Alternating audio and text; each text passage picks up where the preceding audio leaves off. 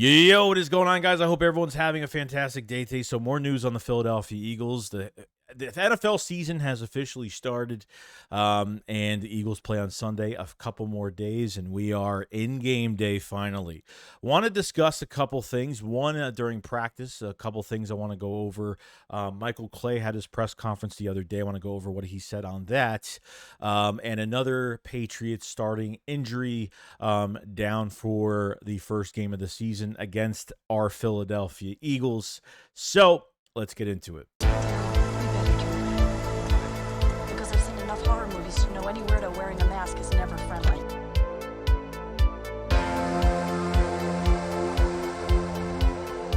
Yo, what is going on, guys? I hope everyone's having a fantastic day today. I hope everyone's enjoying or about to enjoy their weekend. It is football weekend. We are getting into it, and this is it. Can't believe it's already here. It's been kind of crazy, going through this process of the offseason and finally getting this, roster gelled up together and then going into our first game. I think the first thing we need to talk about is Michael Clay. So a couple things from practice the other day definitely go to. So this is what Michael Clay said at his press conference the other day, saying, I think at this point there are only so many on the roster who can punt and punt return. Eagles Michael Clay obviously referencing Aaron Sipos and Britton Covey, who will be called up from the practice squad ahead of Sunday's game. So if Michael Clay is saying obvious, okay, I don't know why they haven't signed a punter yet. Brad Main, they haven't signed him yet, the Pittsburgh backup punter. Ariza hasn't been brought in for a tryout or whatever, which we're long past that now. Pat O'Donnell, that was with Green Bay. They never done anything with him.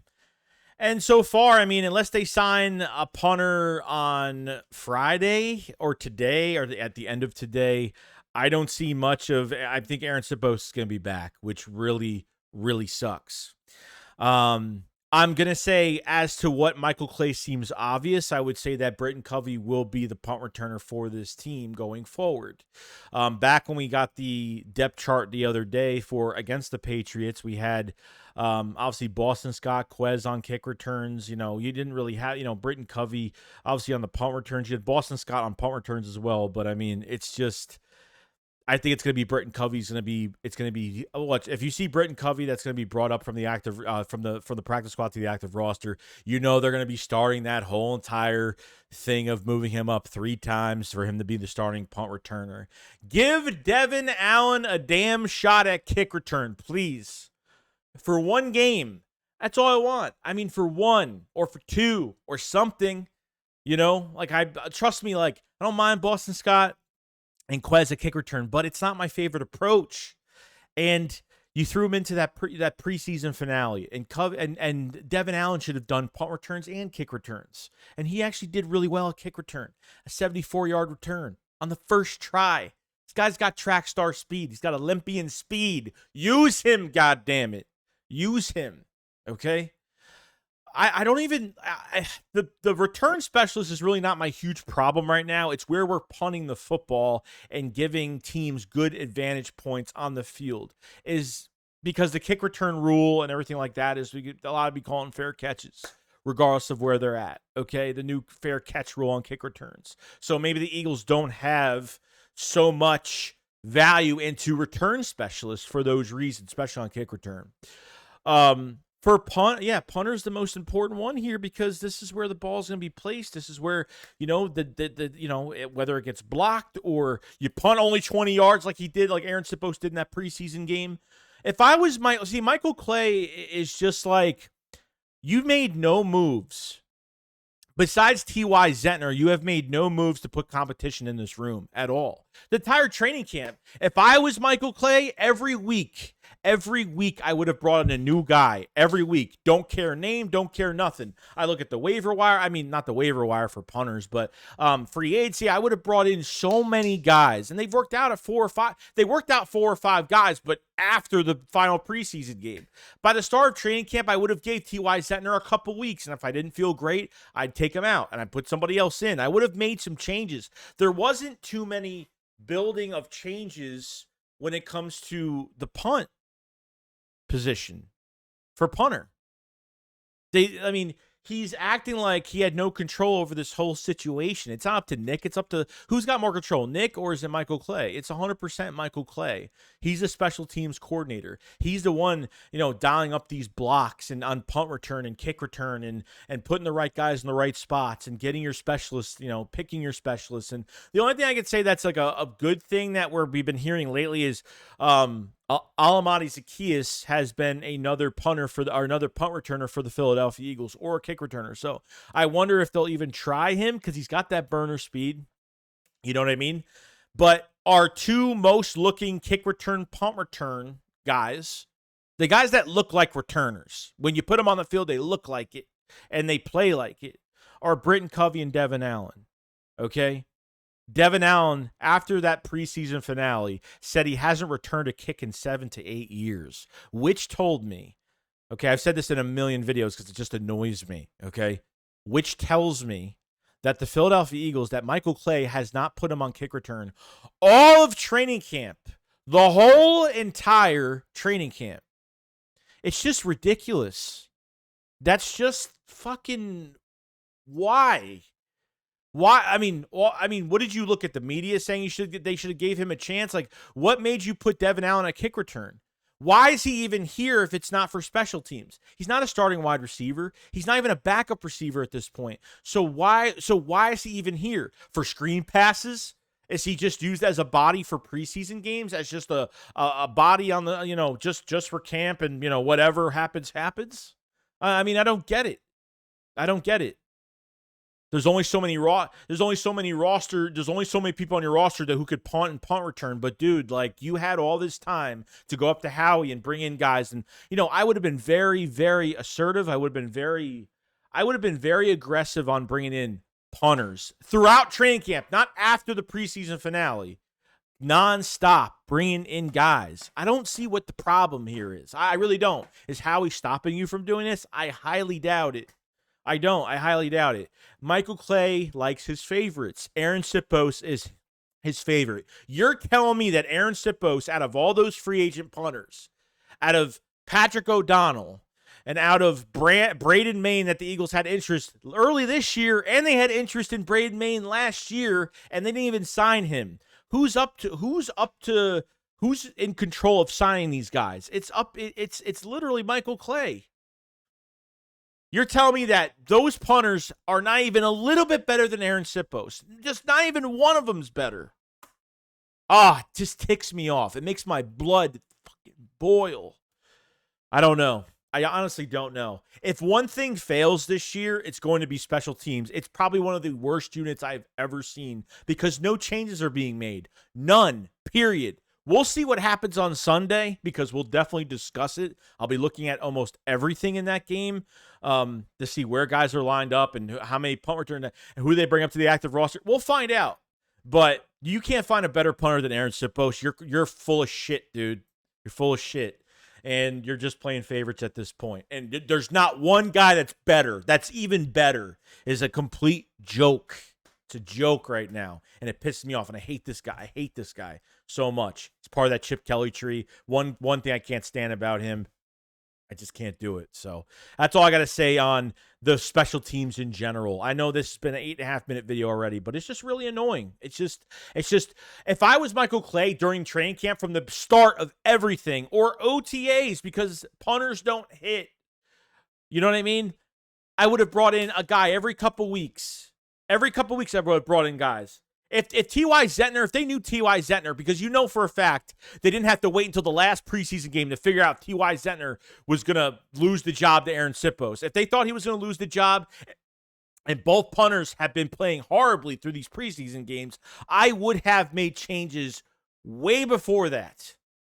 You understand? Like, remember some of the preseason, remember some of the actual open practice notes and we were going over what the beat writers are saying? How many times did we hear the beat writers talk about the depth at punter or who's punt returning and who's kick returning? We've never even heard it.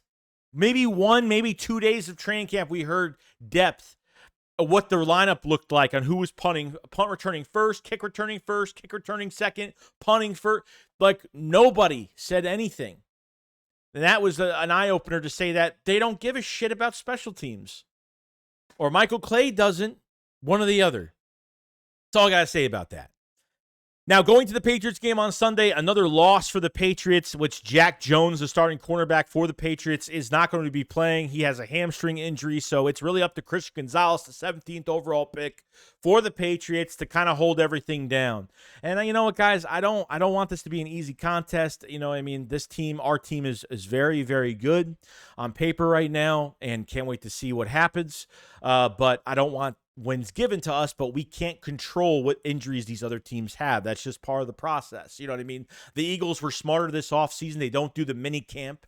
They're one of 3 teams that doesn't do mini camp because, you know, Nick's not stupid. I didn't agree with that rule last year when he became the head coach in 21. I didn't really like it at all, or maybe it was last year when he started. I didn't really like it whatsoever because it didn't give the starters too many reps during preseason, but preseason is totally different now than it was a few years ago. Now there's no dress rehearsal. There's no you keeping your starters in. Some teams are playing starters for 3 games. Some teams like us were playing starters for not even a whole entire series. So you deal with what you deal with injuries going to these games. So they lose Jack Jones. They lose Juju Smith-Schuster. So they lose 2 good players on both sides. And honestly, the Patriots are going to have a lot to deal with our receiver corps being 100% healthy. You know, so there's a lot going on there. And, you know, Bill had a lot of nice things to say about the Eagles yesterday. And, you know, the matchup should be good. Doesn't mean it's going to be an easy win, guys. Never take it for granted every single week because this team could easily. The only way the Eagles, the Eagles can only beat themselves at this point. We've done it before. We've done it before in games. Last year's Washington game, obviously the refs kind of messed us in that game. But, you know, you can beat yourself up with stupid stuff. I want to see what this defensive coordinator is going to be all about, if he's going to keep his foot on their necks and keep snapping them one by one. And, you know, not letting these teams breathe in the second half, which was a huge problem last year. So it's unfortunate, but just that's the injury update for both sides. The Eagles are 100% healthy. We had 2 illnesses. We had 2 guys that were just sick for the day. Other than that, the Eagles are 100% healthy going into Sunday, unless something else occurs between tomorrow and Saturday or something, you know, today and Saturday. It just depends, but 100% healthy is a good thing. And interesting enough, even at practice, so one player that's been working with the receivers, and this isn't going to surprise anybody, but DeAndre Swift has been working with the receivers a lot this week. Okay. And I don't know how many snaps he's gotten with the receiver, just how much he's been spending time with them, but it's been happening since OTAs. Okay, it's been happening since training camp. It's been happening since the day 1 of the offseason. You know, DeAndre Swift has been working with the wide receivers, especially the other day. The element that we're missing out of this offense is obviously, you know, our pass catching with the running backs. And I think with not just having Gainwell now and having a lot more, trading for Swift, having Rashad Penny, you know, a lot more to your running backs now. Now it gives a lot more pressure off of Jalen Hurts on a lot of plays too. I'm not interested to see how they use all these guys. I think they're still going to try to figure it out game by game, percentage-wise, who they're using more of. If it's up to me, obviously, I think Swift or Gainwell will be the focal point. And you can have Swift on the field. Well, there's going to be packages where Gainwell will be on the field. Swift will be on the field as well. If they take Quez Watkins out, they do maybe a different type of set with Dallas Goedert and Swift. Like, they could do so many different things with DeAndre Swift because he can cut on a dime with speed. He could do so much more out there. But, you know, I don't see a lot of other running backs working with the receivers this much. Hence why Swift is heavily going to be in this is going to be in this passing game, and I cannot wait. My favorite player to see on this offense, you know, other than Jalen Hurts, other than Devontae Smith and AJ Brown, Dallas Goedert, is DeAndre Swift. There's no doubt. This Agent Zero, the first number 0 to the Philadelphia Eagles, is DeAndre Swift, and I just want to see him produce because he's a home run hitter. When he gets in the open field, anything could happen. And I think a touchdown is always waiting for him when he has the ball in his hands. Compared to what we had last year, you have more experience now with, you know, a lot more guys going to be catching out of the backfield now. And I couldn't be any happier about this situation and very excited for it with DeAndre Swift going forward.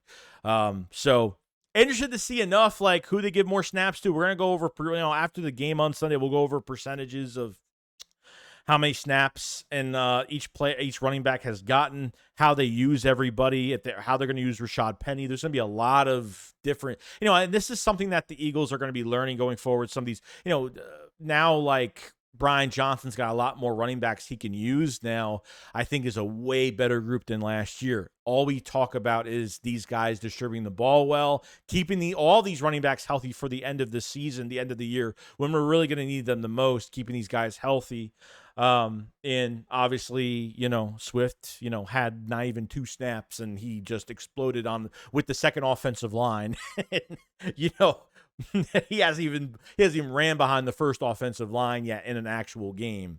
So it's very exciting with Swift, and very excited for that. So other than that, that's pretty much it. I mean, we're getting ready. Couple more days, and we're getting ready. So we're going to have a stream tonight, so definitely check out the stream tonight, and we'll have a lot more content on the weekend. You know it. I'll see you guys on the next one. Enjoy the rest of your day. Shakes what up, follow, so peace out, guys. Peace.